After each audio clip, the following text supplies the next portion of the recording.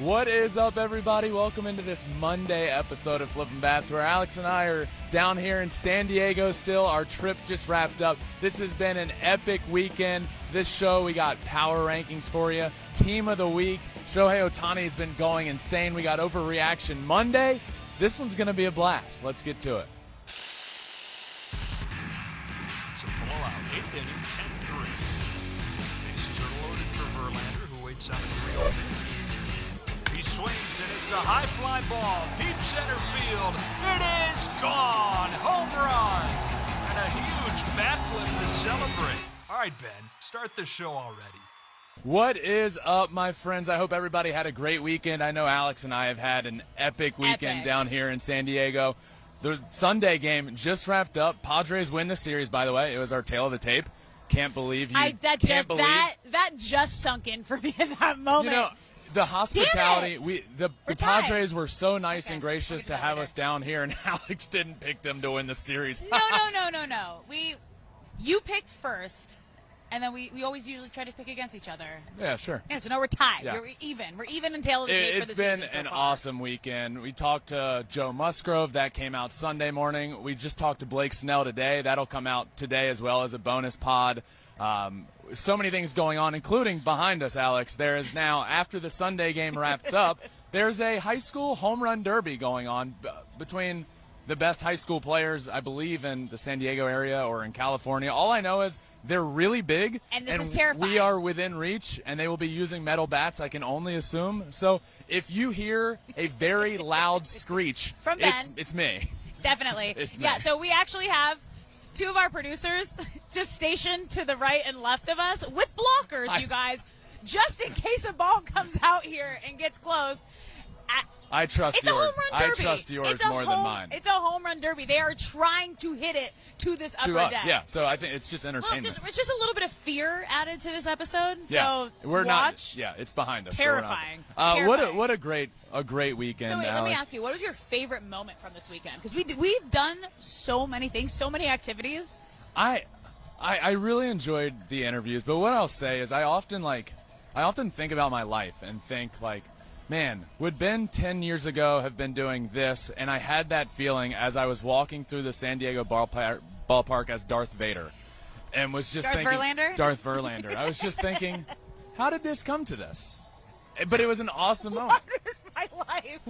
What is my life?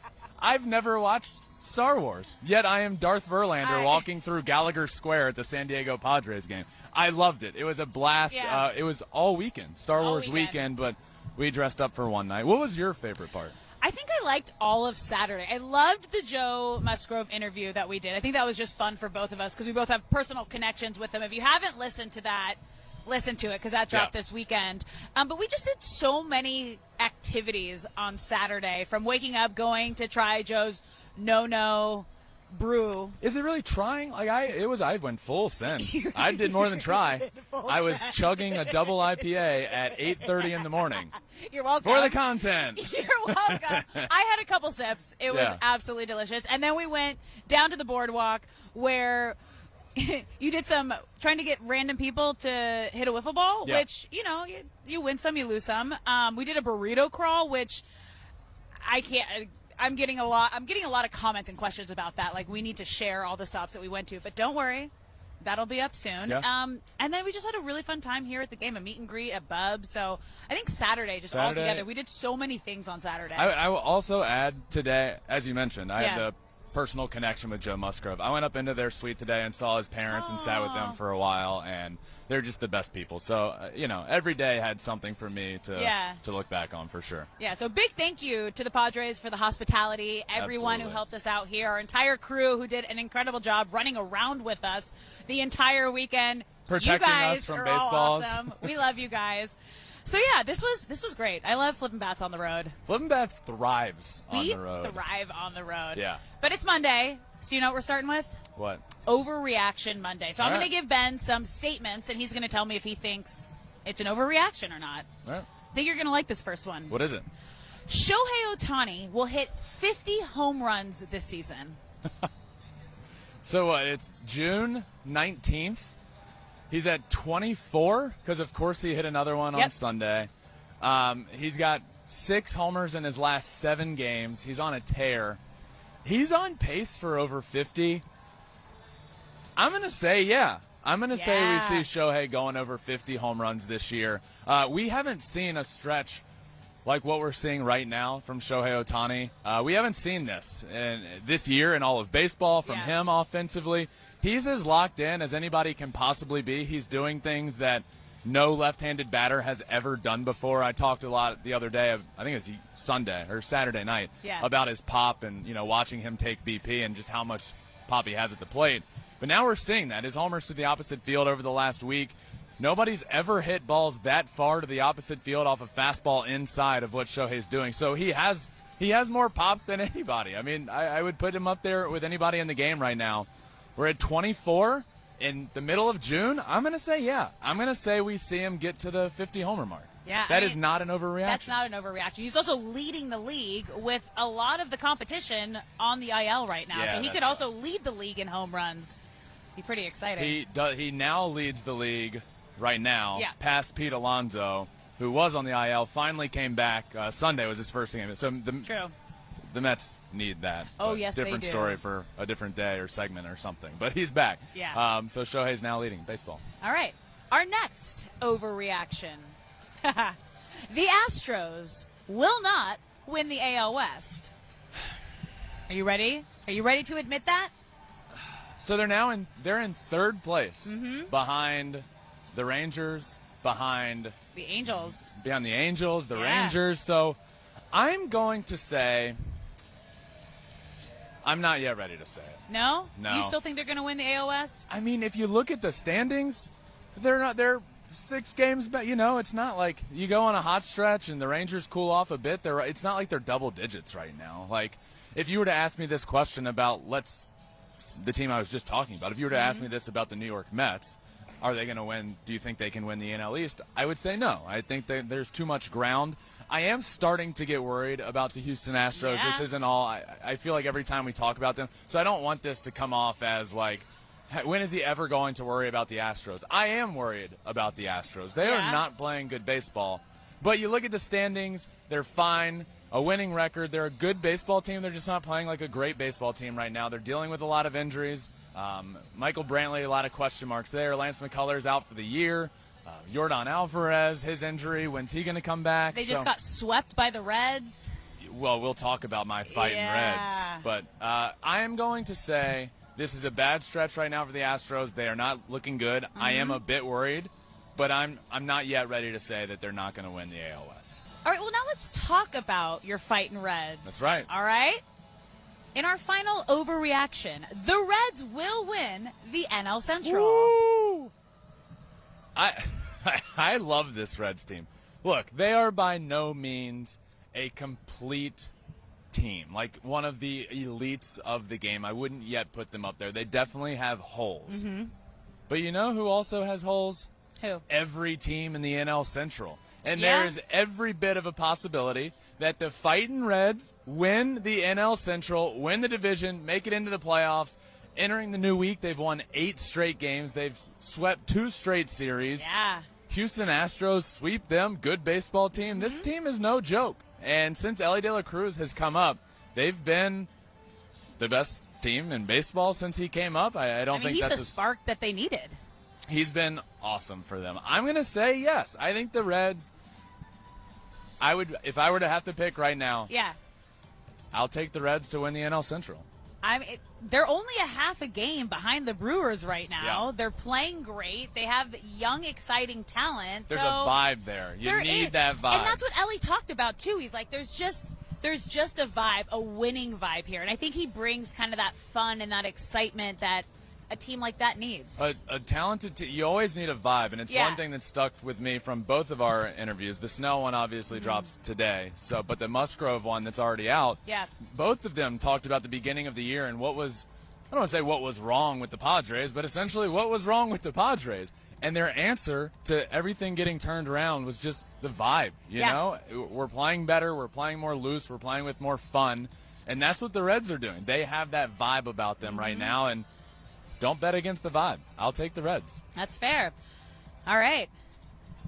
They're also in our next segment here, the Reds. Let's move on to your power rankings, starting with number 10, making their power ranking debut, your fighting Reds. The Cincinnati Reds are at number 10. Again, 8 straight wins, 2 straight sweeps, one of them being against the Houston Astros. Great series there against a very good baseball team. Ellie De La Cruz has changed the vibe around this team. They're great. They're fantastic. They're fun to watch. They have so many fun and exciting players. I love this team. Cincinnati Reds making their debut in my power rankings at number 10 this week. At number 9, another team that was not in the power rankings, at least last week, the Phillies. 6 straight for the Phillies. You know, there's a lot of teams this week that were not in them last week, but the theme is that they've all gone on big winning streaks, and the Phillies are one of those teams. 6 straight wins. Aaron Nola pitching really well. Zach Wheeler, 2 studs at the top of their rotation. The lineup that we all expected to be very good is now heating up and becoming very good. The month of June, Kyle Schwarber, again, I've said this, Kyle Schwarber becomes Barry Bonds in the month of June. He's the greatest hitter of all time in June, and that's exactly what he's doing. And now this team is following suit. They're all hitting really well. They're playing great baseball, and the Phillies are here at number 9. And at number 8, let's keep this theme going. Another first in the power rankings, the Giants. The San Francisco Giants sweep the Cardinals and the Dodgers in back-to-back series. They're now in second in the NL West, only 3.5 games out of first place behind the D-backs, meaning the Dodgers are now in third place in that NL West. This Giants team, there were a lot of question marks really around this whole team. Offensively, you know, they had a crazy offseason where they ended up getting Arson Judge and Carlos Correa, ended up not getting any of those guys. Turns out Arson Judge didn't go there. That took me a moment. I'm like, Arson Judge? I was like, I forgot that. That was the tweet. I got it. Yeah, no, that they clicked signed like halfway Arson. through. Yeah. Aaron Judge. So that didn't happen. Obviously, the Correa news, he doesn't end up going there either. So the question becomes like, well, they had a lot of aspirations in the offseason to improve the offense, but they didn't add anything that they didn't add a huge, massive piece like one of those guys might have been. Question marks have been answered by and large. They've been a good, solid offense, and pitching wise, starting rotation wise, a lot of question marks behind Logan Webb. I think Logan Webb is an absolute stud and one of the best pitchers in the game of baseball. But Alex Wood, DeSclafani, they've answered every question mark across the way, and they've been really good. The Giants are a good baseball team. Yeah, they are. We're going to keep this theme going for one more spot at number 7. Another team not ranked, the Angels. How about these Angels? Like, secretly, kind of. Yeah, just I always feel like with the Angels, whenever they do anything well, the second you start talking about it, you just kind of get laughed at because people are like, well, it's the Angels. Well, guess what? These Angels are playing very good baseball right now. They're in second place behind the Rangers in the AL West. They're hot. We saw Trout and Ohtani go back-to-back on Sunday. Trout-tani is what they call it. Trout-tani. Trout-tani. That's what they call when they go back-to-back. When they go back-to-back, I like that. Shohei is on another planet right now offensively. He's leading this team, carrying this team. And, the Angels, bullpen-wise, Chris Davinsky has been great in the bullpen. I like them. They're playing great. I mean, they got to be if they want to keep Ohtani, so it's good for them. Yeah. Okay, at number 6, up 4 spots, the Marlins. Marlins made their debut last week. They were at number 10. Now had to bump them up. They had another really good week. Look, don't sleep on the Marlins. This isn't some fad or some quick winning streak. They've been playing really well all year long. They deserve a lot of credit. They're one of the nastiest rotations in the game of baseball. I'm not going to say they're the best pitching rotation in baseball, but certainly up there in the nastiest conversation. Offensively, they're doing enough. Luis Arraez around the 400 mark all season long. Jorge Soler got the power. They have it all. They're a good team. They're here at 6. Is that what it is? 6. Yeah, so now we're entering your top 5. Okay. At number 5, down 3 spots, the Rangers.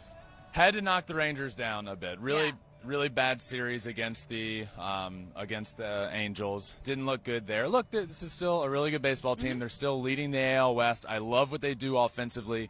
I have rotation questions after Eovaldi and John Gray, who finally came back from a little blister thing this weekend. Didn't throw great, but he's been great all year long. Eovaldi and Gray, very solid. Question marks from there with all of the pitching. Bullpen, nightmare. Yeah. There's a lot of question marks, but this is a very good baseball team. Offensively, their offense is what carries them. Yeah. So they're still in the top 5. Just had to bump them down a few spots. That's fair. At number 4, up one spot, your sneaky snakes, the D-backs. Somebody came. What? This somebody. weekend. Somebody came up to. It was at Bubs at Yeah. the Bubs at the ballpark, our meetup, and some fan came up and was saying to me, "Your sneaky snakes," as in the Diamondbacks. She's like, "You're a big fan of the sneaky snakes." I was like, "I like that a lot," and apparently Alex liked it because she pulled it out. The fighting D-backs, they're on a roll. Yeah, first place in the NL West, playing great. Corbin Carroll's playing great. Zach Gallen had a great start over the week. He looks like he's back to being the dominant ace that he is. This team does it all, and they're here at number 4. At number 3, up one spot, the Orioles. The O's are up one spot. Another really good week. Great atmosphere there. You know what? Speaking of great vibes here at this stadium, Camden Yards has a great one right now. I need to sit in the bird bath. You know what that means? The high school home run derby is about to get started. The fear just set in. Okay, keep going. The O's, the vibe at Camden Yards right now, it's a blast. They're here at number 3. All right, at number 2, up one spot, the Braves. The Braves are so good. 1 through 9 of their line. Orlando Arcia's he's hitting like 330 for them this year. He's been fantastic, and he's hitting in their like 8-9 hole. That's how deep their lineup is. And they went down, I think it was 2 weeks ago. They were down the lowest they have been all season. A little bit of a blip on their radar, but with Michael Harris playing the way he is right now, he's taken his average up like 60, 70 points within the last month. He's been on a tear, and he's in the 9 hole. This Braves team, they're so good. This is why I predicted them to be in the World Series. Yep. And they're so good. But again, you can't. They're not yet able to knock off. To take the number 1 spot, the best team in baseball, the Tampa Bay Rays. Tampa Bay Rays holding it down. I will say the gap is they've been here, 2 months straight since like the first power rankings of the year. They've been in the number 1 spot. The gap is getting a bit tighter. They lose a series to the Oakland A's. They lose this series here to the Padres. I don't want that to take away from how good this team is. They pitch well. Everybody 1 through 9 in the lineup puts up competitive at bats. What I mean by competitive at bats is just, even if a guy's not swinging the bat well, he's putting 6, 7, 8 pitches in a starting pitcher, getting them out of the game. They work starting pitchers really well, and you might have a stud going on the mound, but he ain't going to get through 7, 8 innings against this team. They're really, really solid offensively. They play really good defense. They're the perfect package of a baseball team, and they do everything very well without the elite of the elite superstars in the game. And that's not to take away anything from Randy, Wander Franco, those sort of guys. But like the high dollar, $300 million man, well, they don't have any of those. The biggest free agent contract they ever given out as an organization was to Zach Eflin, who we saw pitch on Sunday for them. So they don't have those high dollar names, but man, front to back, entire 26 man, they're really good. That's fun. You have 4 new teams in this week. 4 new teams, and the Rays round out this week's top 10 Major League Baseball power rankings. All right, let's get started with our team of the week. Speaking of getting started, it is officially underway behind us, the high school home run derby. They're using metal bats. We are sitting approximately, based off of my eyeball test, about 430-ish feet from home plate, I would say. Best high schoolers around. Metal bats, it's not likely, but there's a chance. Ben, I'm terrified. I'm looking at you, but I'm looking past you at we'll Buck be to fine. See his facial reaction, to see if one's coming. We're going to be fine. I'm literally on the edge of my seat trying not to have a panic attack. You will be protected. Okay. I will not be, so don't worry. We'll see. We'll see about that. Okay, well, let's get started behind the plate with your catcher, JT Realmuto. JT Realmuto is rolling, as is this Phillies offense. As I mentioned earlier with the Phillies team, they're all 1 through 9, I feel like, on a roll right now. There's going to be a couple Phillies, spoiler alert, in this team of the week. Behind the plate, JT Realmuto. At first base, Christian Walker. Christian Walker and the Slytherin snakes, is that what it was? Slimy snakes? The sneaky snakes. Christian Walker, one of the most underrated players in the game of baseball this year. Christian Walker had a great week. He's at first base. At second base, Bryson Stott. Again, another Phillies player hit over 400 on the week, a few homers. Bryson Stott, and this Phillies offense is rolling. He's my second baseman. Moving on to third base, Gunnar Henderson. Gunnar Henderson and the O's. He was my AL Rookie of the Year prediction. Got off to a pretty rough start. As of late, he's been fantastic. A huge piece for this Orioles lineup. Hit the longest home run onto Utah Street that has ever happened there at Camden Yards. 3 homers on the week. Gunnar Henderson's rolling. He's my third baseman. Moving over to shortstop, Orlando Arcia. Again, I mentioned him earlier. In the 8-hole-ish most of the time for the Atlanta Braves, hitting well over 300 this year. The shortstop position for the Braves was a big talking point heading into this year. You lose Dansby Swanson. Is Von Grissom going to be the answer there? Well, it's been Orlando Arcia, and he's had one of the better years in baseball and a very underrated year at that. He's my shortstop. Now, as we move to the outfield, remember, these are just 3 outfilders, not related to what position they play in the outfield, just your 3 best outfielders. Yep. First up is Jorge Soler. Jorge Soler is such an interesting hitter to me because when he's going well, he's going to be on Team of the Week. When he's not, I mean, he was in the midst of right before this stretch, he was in a really bad stretch. He's one of the more streaky hitters in the game of baseball, but he's interesting to me because when it's going well, nobody hits the ball as far as he does. It's so much. I remember a couple of years ago, the World Series in Houston, he hit a home run to left field over the train tracks. I will never forget it because we were like standing under it watching it go over our heads, and it was just this majestic home. He's got so much pop. He's a blast. He's first of 3 outfielders. Your second, Michael Harris II. Again, with this Braves lineup, we can talk about all the other names in this lineup that we know that bat at the top of the lineup. Ronald Acuna, Matt Olson, Austin Riley. But these guys at the bottom of the lineup right now, in Orlando Arcia and Michael Harris II, are getting it done. Michael Harris II has raised his average like 60 points over the last couple of weeks. He's been on a roll. And finally, someone that we got to see up close and personal this weekend, Fernando Tatis Jr. Fernando Tatis has been on a roll. Yeah. I love watching this guy play baseball. We're going to dive a lot into that, I believe, Tuesday's episode. I'm going to talk all about him. But, man, I mean, you really get a feel for it when you're watching him in person. He is so much fun. He's playing – the better he plays, the more fun he has. And he talks to the crowd. He buys – the whole stadium.